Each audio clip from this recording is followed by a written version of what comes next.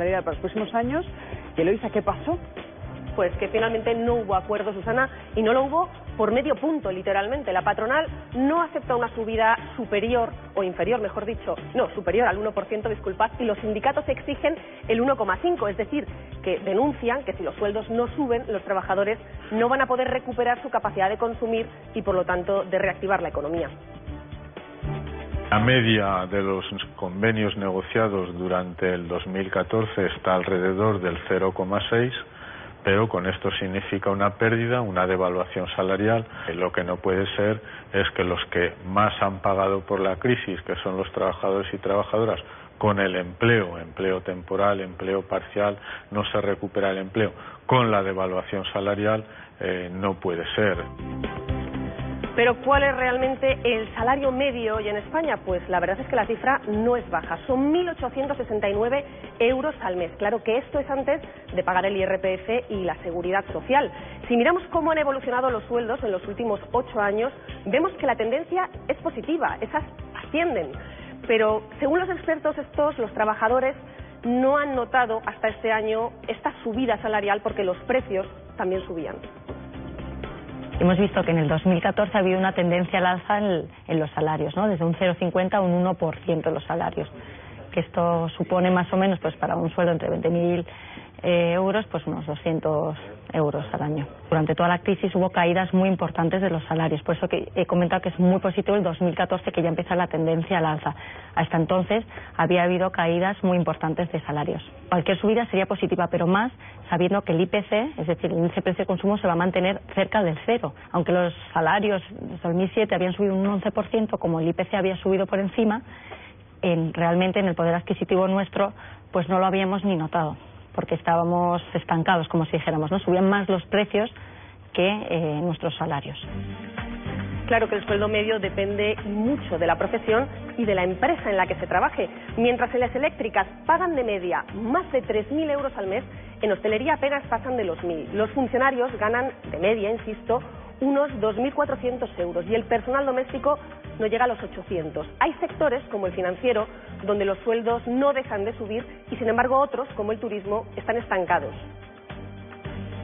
El sector financiero y con unos sueldos más altos, pues las subidas han sido mayores los últimos años, ¿no? Turismo hasta ahora había estado muy perjudicado. Toda la gente de turismo pues tenía unos sueldos peores a lo mejor que en otros sectores. Sí, que esa tendencia yo creo que se va a invertir porque está empezando a subir el turismo otra vez y yo entiendo que se va a invertir, pero no tengo la bola mágica. Y hemos visto antes que en Casa Real hay una significativa diferencia en los sueldos entre hombres y mujeres, pero ¿pasa lo mismo entre los trabajadores? Pues esto es lo que nos dice una experta. Las mujeres están porcentualmente bastante por debajo de los hombres en las mismas categorías y mismos rangos de puestos de trabajo. Los datos son rotundos, Susana. Las mujeres cobran 1.600 euros de media frente a los más de 2.000 euros que cobran los hombres. La edad es otro factor clave porque a más años se ha estudiado que hay más sueldo. Los menores de 35 ganan de media unos 1.100 euros al mes. Hay que tener más de 55 años para que el salario medio sea superior a los 2.000 euros, aunque la formación también es determinante. La mayoría de titulados superiores ganan más de 2.000 euros al mes independientemente de su edad. Gente joven que acaba de entrar, pues los salarios son muy bajitos porque primero hay mucha temporalidad, hay mucho cambio de trabajo y entonces ellos mismos no tienen la fuerza de reclamar una subida de salario porque a día de hoy encuentran muchos sustitutos, ¿no? Para ellos. Los jóvenes estamos a lo mejor en un momento de mayor precariedad, ¿no? Que estamos en una crisis importante, se ha echado mucha gente, entonces pues hay mucho contrato temporal que se renuevan cada 6 meses y entonces están muy estancados, no pueden pasarse años con las mismas subidas o sin subidas, ¿no? Y si miramos a Europa, pues vemos que hay países donde el sueldo medio duplica el nuestro y no os va a sorprender saber dónde. Dinamarca es el país con el salario más alto. Un danés cobra de media 3.800 euros al mes. Luxemburgo, Finlandia y Alemania también están en esa parte alta de la tabla. Mientras que los países con los sueldos más bajos son Bulgaria y Rumanía. Allí un trabajador gana menos de 400 euros al mes. España está en el puesto 13 de los 28 países de la Unión. Aquí ganamos un 17% menos que la media europea, Susana. ¿Qué os parece? porque a la hora de gastar los precios están en la media europea, eso gracias al euro. Fíjate que aunque sea a propósito de ya un reconocimiento, es decir, la devaluación salarial no da más de sí, la congelación salarial no da más de sí, los organismos internacionales recomiendan que se alivie la presión sobre los salarios y que todo el coste de la crisis pues no puede seguirse soportando a través de los costes laborales. Bueno, pues a pesar de todo ese reconocimiento, vistas las encuestas vistas las estadísticas, parecería que tenemos una situación, bueno, homologable o asimilable. Se nos coloca en el puesto número 13 de la Unión Europea y comparado con otros países, bueno, estamos en la zona media. Pero 13 de 18. Susana, aquí lo que se ha producido a lo largo de estos años y no está en visos de corregirse son brechas salariales enormes.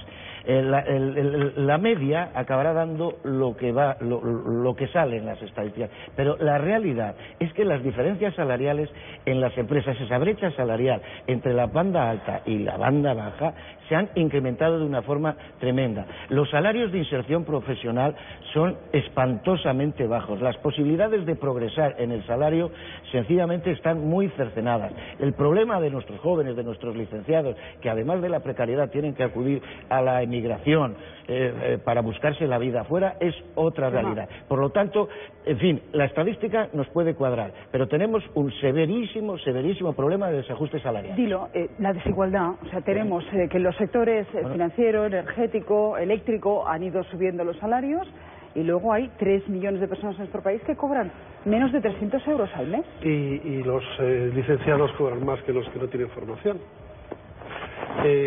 Aquí a veces se nos cuenta el sueño de que cualquiera puede cobrar lo que cobra un ingeniero y la verdad no es así. El problema es que los ingenieros cobran poco. A mí me parece que esto que se está quejando Chema, que tiene razón, pero lo llevamos toda la vida.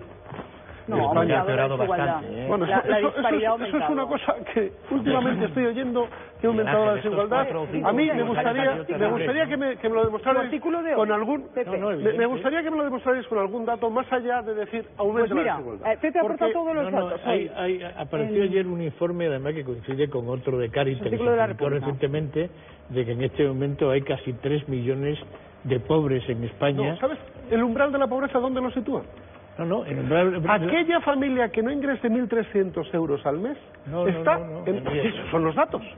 1.300 euros al mes es el umbral de la pobreza para estas asociaciones. Me parece que tendrían que mirar un poquito, porque 1.300 euros al mes en un pueblo de Valladolid no está mal.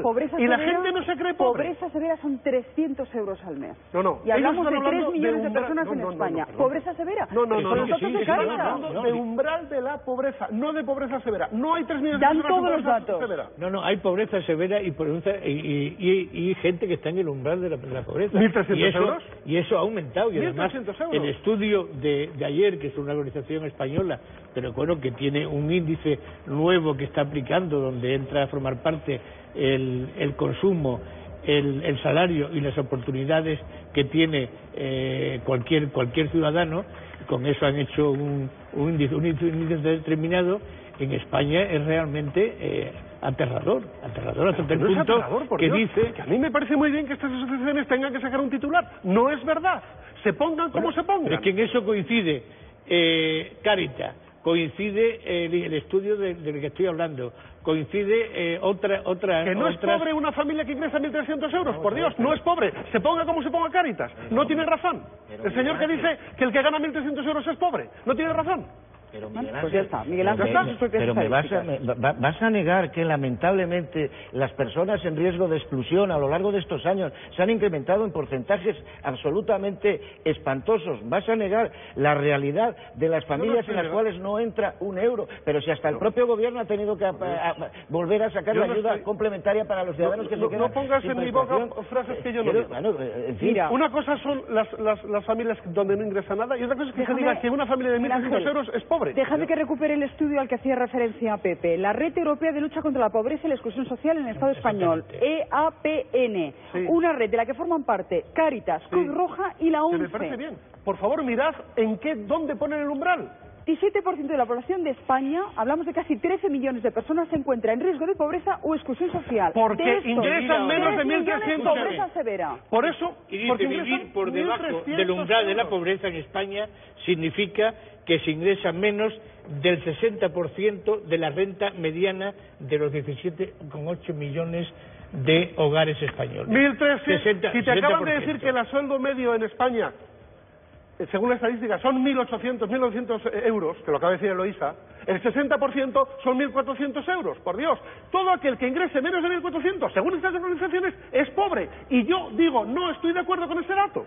Lo que te digo es que está en riesgo de pobreza o de exclusión social. Bueno, pues me parece una barbaridad. Porque Porque 1.400 euros en la mayor parte de los pueblos de España es un buen sueldo. Y la gente no se considera pobre. Miguel Ángel, si tienes en cuenta que ha subido el gas, la luz, y además el agua, el triple que los sueldos, no te salen las cuentas. Pero una persona que cobra 1.400 euros no puede ser considerada pobre. Pero, por favor, pero una cifra mágica, Miguel. Define de esos 3 millones, ¿cuál es la persona pobre? ¿Cuál es el umbral de pobreza? Hay nada más y nada menos que 800.000 personas que tienen dificultades para alimentarse adecuadamente. Tiene dificultades para retrasar pago de su vivienda, no pueden caldear su vivienda en invierno, es decir, está dentro de la pobreza 800.000 personas energética. 12 millones de personas. Y tienen que, digo, es que aquí se ha metido el totum revolutum. Ahora estamos en 800.000 personas que no pueden calentarse la casa y que no tienen yogures en la nevera. Vale. De pobreza severa. Ese dato es cierto, es más. Algunos contribuimos para que esa gente coma, ¿vale? Ahora bien, lo que no puede ser es que se diga, por parte de estas asociaciones, por muy importantes que sean, que una familia que ingresa 1.400 euros es pobre. Pues esos 800.000 de que hablo están cobrando 307 euros al mes. Bueno, luego vamos a ver ayudas casos muy concretos, porque a veces es complicado dar estadísticas sin ponerle cara, voz y sobre todo, bueno, pues historia detrás a la estadística. El caso es que queríamos centrarnos en el último escándalo de corrupción, a 38 días de las elecciones andaluzas, una nueva operación policial.